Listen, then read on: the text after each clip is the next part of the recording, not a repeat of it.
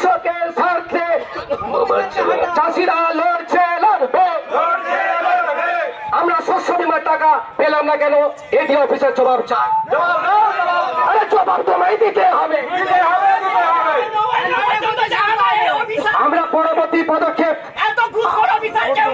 আমরা এক্ষুনি ওনার নামে আমরা সমস্ত দরখাস্ত আমরা এসডি অফিসারকে দেব।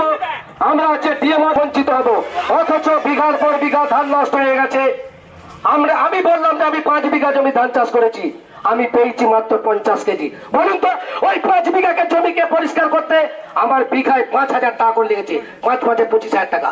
আর অফিসার বলছে 33% হয়নি। আপনি তো থিওরিক্যাল বলেছেন, প্র্যাকটিক্যাল জানি। আমাদের চাষিরা আজকে মাথার ঘাম ছড়িয়ে আজকে আমরা কৃষি ফসল করাই। আমরা সবারই মুখে 4 নম্বর কৃষকদের টাকা থেকে বঞ্চিত করা হলো কেন? জবাব দাও, জবাব দাও। এই নইলে গদিপথ ছাড়তে হবে, অফিসারে আমরা পদত্যাগ করতে হবে। এই আন্দোলন আমাদের কাজগুলিতে বাড়ি 4 নম্বর মানিককুণ্ডু গ্রাম অঞ্চল। শস্য বিমার টাকা আমরা পাইনি, আর শোনা যাচ্ছে বাইরে অন্য অন্য গ্রামে সবাই পেয়েছি। সেই জন্য আমরা সবাই চাষি মিলে আমরা এসেছি এখানে এডিও সাহেবের কাছে আন্দোলন করতে, যে কেন আমরা পেলাম না, ও টাকা আমাদের চাই। এই আমাদের আবেদন নিয়ে আমরা কৃষকরা সবাই এখানে জমা চাইছি। আপনার নাম? উমাকান্ত মণ্ডল, কাজগুলি, বাঁকা। থেকে ব্লক মনিটরিং কমিটি আছে, সেই কমিটি রিপোর্ট পাঠিয়েছে। এরপরে ফাইনাল ডিসিশন জেলা যেমন আছে জেলা, তারপরে স্টেট কোন মৌজা পাবে বা কোন চাষি পাবে কি পাবে না সেটা কিন্তু হায়ার অথরিটি ডিসিশন, এখান থেকে কোনো নয়।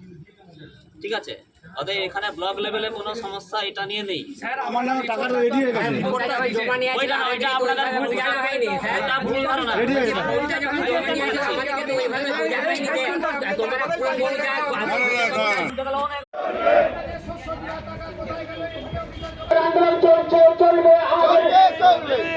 বন্যার খঞ্চটির শস্য বিমা টাকা দিয়ে হবে না কেন?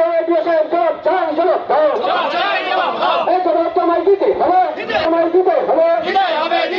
কৃষকের স্বার্থে জবাব তোমায় দিতে হবে। কৃষক তোমায় কৃষকদের আন্দোলন চলবে, চলবে। বন্যার দিয়ে হবে না কেন? এটা সবার জল চাই, জবাব তোমায় দিতে হবে। আমাদের কৃষকদের 4 নম্বর অঞ্চলে কৃষকদের বঞ্চিত করা হলো কেন? জবাব তোমায় দিতে হবে।